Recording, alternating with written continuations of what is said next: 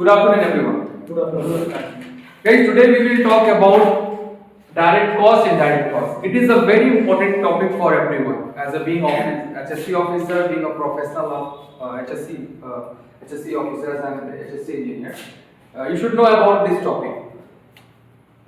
देखिए ये एक ऐसी टॉपिक है इसके बारे में आज हम जानेंगे कि डायरेक्ट कॉस्ट इनडायरेक्ट कॉस्ट क्या होता है. एम्प्लॉयर समझते हैं. Do you know guys employer? जी yes sir. That is the owner of company. And owner of company की एक जिम्मेदारी होती है कि अगर उसकी साइड पे एक्सीडेंट्स हो रहे हैं तो एक्सीडेंट्स के खामियाजे उसको भुगतने पड़ते हैं जी. और ये आईजीसी लेवल पे भी देखा जाए क्वेश्चंस जी पूछे गए हैं और उसी तरीके से इसको हमने अभी एक्सप्लेन भी किया है. ठीक है, हमने मेंशन भी किया. हो सकता है हमारे जो ऑनलाइन व्यूअर्स हैं को देखने में कहीं ना कहीं यहाँ से ब्लर आता होगा, बट इन नेक्स्ट वीडियो इस चीज को रिड्यूस किया जाएगा, इस प्रॉब्लम को सॉर्ट आउट किया जाएगा. जी मे बी यहाँ पे थोड़ा हो सकता है blur, but you can guys take the screenshot. ले सकते हैं अगर ये पॉइंट्स को लिखना है. बाकी मैं एक्सप्लेन कर देता हूँ. ठीक है, so guys without any further delay let's get in the video. और आज हम इनमें जानेंगे कि डायरेक्ट कॉस्ट इनडायरेक्ट कॉस्ट होता है क्या. तो डायरेक्ट कॉस्ट एम्प्लॉयर को पे करना पड़ता है और डायरेक्ट कॉस्ट भी एम्प्लॉयर के ऊपर ही बिल फटती है, पावती करती है. ठीक है, रीजंस क्या होते हैं? रीजंस ये होते हैं कि ये इंक्योर्ड होता है. ठीक है, और इसको इंक्योर्ड टू द एम्प्लॉयर, मतलब ये अल्टीमेटली पे करना पड़ता है एम्प्लॉयर को. और दो कॉस्ट होती है, एक डायरेक्ट कॉस्ट, एक इनडायरेक्ट कॉस्ट. तो हमारा जब वर्क साइट पे जब हम काम करते हैं तो एक्सीडेंट हो गया, होने के बाद सडनली जो मामले आते हैं वो मेडिकल एक्सपेंसेस से शुरू हो जाते हैं. क्योंकि किसी बंदे को आप हॉस्पिटलाइज कराते हैं, हॉस्पिटल भेजते हैं, तो वहां पे अगर वो सपोज दैट स्कैफोल्डिंग का कोलैप्स हो गया है, स्कैफोल्डिंग पहाड़ या मचान कोलैप्स हो गया, या बिल्डिंग किसी कारणवश जो है कोलैप्स होकर ढह गई, गिर गई, उसमें 250 या 10, 5, 20 जो भी वर्कर्स काम कर रहे हैं, एम्प्लॉइज काम कर रहे हैं, उनकी जिम्मेदारी एक एम्प्लॉयर के ऊपर डिपेंड करती है कि अभी जो खर्चे आ रहे हैं वो एक एम्प्लॉयर पे करता है. तो उसको डायरेक्टली भी उसको पे करता है, इनडायरेक्टली भी पे करता है. लेकिन ये एक तरीके से देखा जाए तो ये लॉस है, ये एक लॉस है, ये एक हार्म होते हैं जब बंदे, तो इसको एम्प्लॉयर को ही खामियाजा भुगतना पड़ता है, पे करना पड़ता है, भुगतान करना पड़ता है. And you are right mister. Yes सही बोला कि भुगतान करना पड़ता है. जी हां. तो सबसे पहले ये है, ये क्या है? Cost incurred immediately after the accident. जैसे एक्सीडेंट हो गया डायरेक्ट कॉस्ट आपका शुरू हो गया.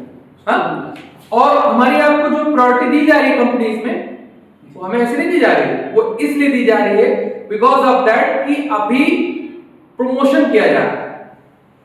भाई सेफ्टी वाले हैं तो सेफ्टी वाले क्या करते हैं? व्हाट दे विल डू, वो करेंगे कि हमें आपको ऑन साइट पे काम कर क्या करना होगा? लोगों की जान माल की सुरक्षा. ठीक है, और उसके बेनिफिट एक एम्प्लॉयर को मिलता है, एक मालिक को, एक ओनर को मिलता है. उसका रीजन ये है ना, प्रायोरिटी इस वजह दे रहा है कि जब जीरो एक्सीडेंट होगा तो उसको पे नहीं करना पड़ेगा, जब एक्सीडेंट्स कहीं साइट पर होंगे तो उसको पे करने पड़ेंगे, उसके खर्चे उसके ऊपर आएंगे. इसलिए वो सोचता है, पहले तो लोग इसको नेग्लिजेंस में लेते थे, लापरवाही करते थे, हम लोग ऑफिसर्स और ईएचएस टीम को नहीं ध्यान देते. लेकिन अभी इसका स्कोप बढ़ रहा है, लोग देने लगे हैं, लोग प्रायोरिटी इसलिए देने लगे कि अभी वर्क साइट पे एक एक्सीडेंट हो गया, आज लोगों के हाथ में फोन है, मोबाइल निकाले, वीडियो क्लिप बनाया, वायरल कर दिया. फला कंपनी को उसकी लॉस ऑफ गुडविल करने में मुश्किल से 2 घंटे लगेंगे, वायरल हो गया कि फला कंपनी में एक्सीडेंट हो गया, वीडियोस और कुछ लोग इंजर्ड पड़े हैं, ऐसे पड़े हैं, कहीं सर फटा, कहीं हाथ कटा है, बस वो वीडियो वायरल हो गई. तो फला कंपनी नाम लिख के ऊपर टाइटल पे डाल दिया और चला दिया सोशल मीडिया पे, कंपनी में बदनाम, खत्म. लॉस ऑफ गुडविल शुरू, बिजनेस लॉस, उसका जो प्रोडक्शन है वो डिले. हां, तो ये बहुत एक अहम भूमिका निभाता है सोशल मीडिया, जो मतलब बहुत तेजी से एक्सप्लोर कर देता है चीजों को, भगाता है बहुत तेजी से, मतलब, और वो कंपनी की गुडविल खराब कर देता है. भाई जो प्रोजेक्ट चल रहे हैं वो उसके खराब हो जाएंगे, जो अपकमिंग है वो नहीं मिलेंगे, जो और भी साइट्स उसकी चल रही है वो सब डिस्टर्ब हो जाएंगे. उसको बड़े-बड़े अधिकारियों का फोन आएगा, क्या कर रहे हो? इस तरीके से वर्क साइट पे काम करोगे, तुम्हारी वीडियोस चल रही, तुम्हारी कंपनी जो है इस तरीके से काम करेगी, तो हमारा जो कंपनी का जो है, हमारे जो आपने इतने बड़े प्रोजेक्ट्स हमारे थ्रू लिए हुए हैं, सब गवर्नमेंट प्रोजेक्ट्स नहीं लिए, तो बड़ा मसला खराब हो जाएगा इन सब चीजों का. होगा कि नहीं होगा? तो उनको समझ में आता नहीं भैया जो है अभी क्या करने का है, तुरंत जो है इसको ठीक करने का है। प्रायोरिटी दो, सेफ्टी वालों को रखो, EHS टीम बनाओ, तुरंत लगाए। कितने खर्चे साल में बनते हैं? 2 करोड़ 3 करोड़ 4 करोड़, बांटो, सैलरी बांटो, लेकिन EHS टीम HSC टीम रखो। वो क्या करेंगे? लोगों को जान माल की सुरक्षा करेंगे। और मेरी जो प्रोजेक्ट है 200 करोड़ 1000 करोड़ 500 करोड़ या 10,000 करोड़ जो भी है वो बना रहेगा। वो प्रोडक्शन जो हमारा है वो डिले नहीं होगा, इंटरप्शन नहीं आएंगे। तो इसी वजह से लोग हमारे आपको वरीयता देने लगे, प्रायोरिटी देने लगे। अदरवाइज हमें आपको ना बात ही ना करें EHS वाले से, बोलते हैं आप लोग बाधा बनते हैं हमारे काम में, ऑब्स्टेकल्स हैं, आप तो सिर्फ काम रोकने के लिए आते हैं सीटी मार मार के। हाँ, ये यहाँ काम चल रहा है तो आप हेलमेट लगाइए, जूता पहनिए, बाकी तो आप काम कहाँ करवाते हैं? आप तो काम रोकने के लिए होता है। लेकिन वो नहीं समझते कि हम लोगों की जान माल के हित में काम करते हैं। लोगों की जान माल के हित में काम करना सबसे बड़ा काम है, सबसे बड़ा पुण्य का काम है, किसी को जो है जिंदगी में जो है बचा के रखना।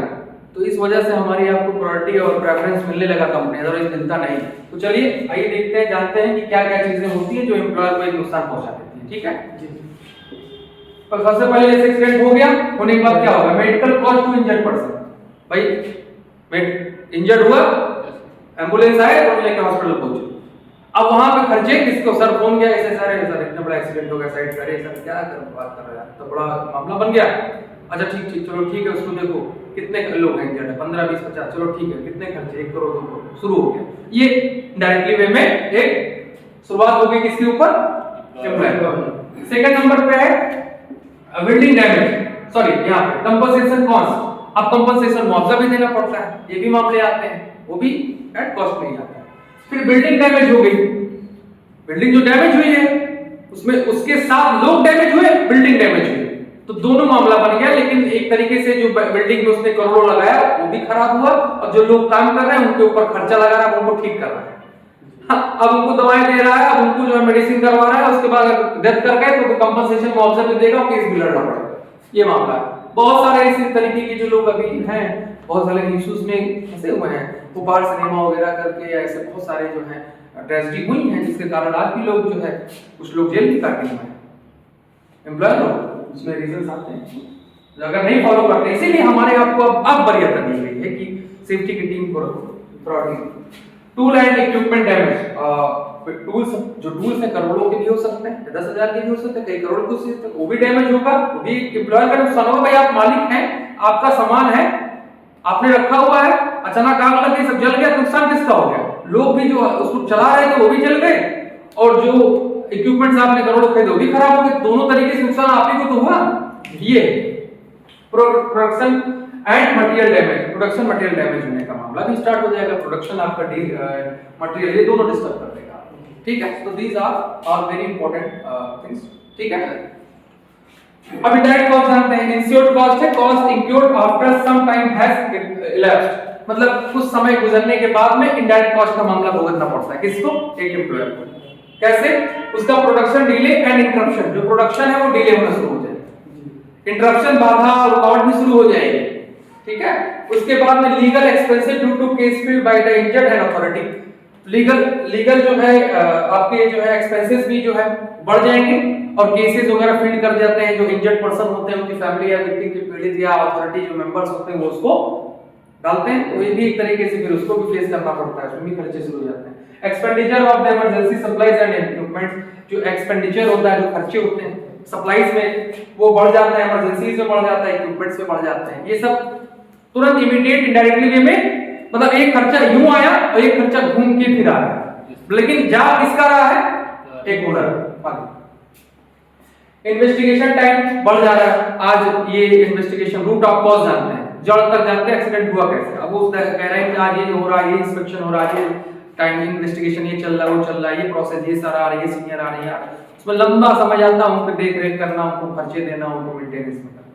Cost of hiring and training replacement, cost of hiring इस्तिहार निकाल दिया, एडवर्टाइजमेंट निकाल दी कि भैया हमारी कंपनी में 80 या 100 हमें लेबर वर्कर्स चाहिए, सुपरवाइजर चाहिए, फोरमैन चाहिए, इंजीनियर चाहिए, सेफ्टी वाला चाहिए। अब आपको समझ में आ रहा है सेफ्टी वाली की अहमियत कितनी बड़ी है। उससे पहले तो कह रहे थे हम बिना सेफ्टी के काम कर लेंगे, वो कैसे हो पाएगा? हो पाएगा बताइए गाइस?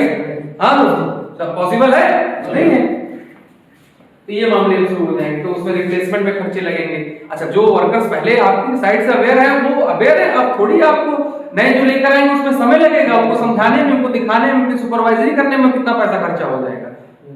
ठीक है, एक्स्ट्रा सुपरवाइजरी टाइम बहुत समय जाएगा, सुपरवाइजरी निगरानी देख रेख करने में, इसमें पैसे खर्चे होंगे। ठीक है, loss of business and goodwill, भाई बिजनेस तो लॉस हो गई, डायरेक्ट वे में आपको हार्म पहुंचेगा, लॉस पहुंचेगा। गुडविल आपकी साख खराब होगी, आपकी क्रेडिट खराब होगी, आपका वर्चस्व जो बना है मार्केट में वो खराब होगा, आपका प्रोडक्शन डिले होगा। जो कंपनी आपको प्रोजेक्ट दे रही है, आप करोड़ों रुपए कमा रहे हैं, आप नॉमिनल प्राइस, आप नॉमिनल फी या खर्चा करके आप जो है सेफ्टी की टीम, एचएस टीम नहीं रखेंगे तो आपको तो ये भुगतना ही पड़ेगा।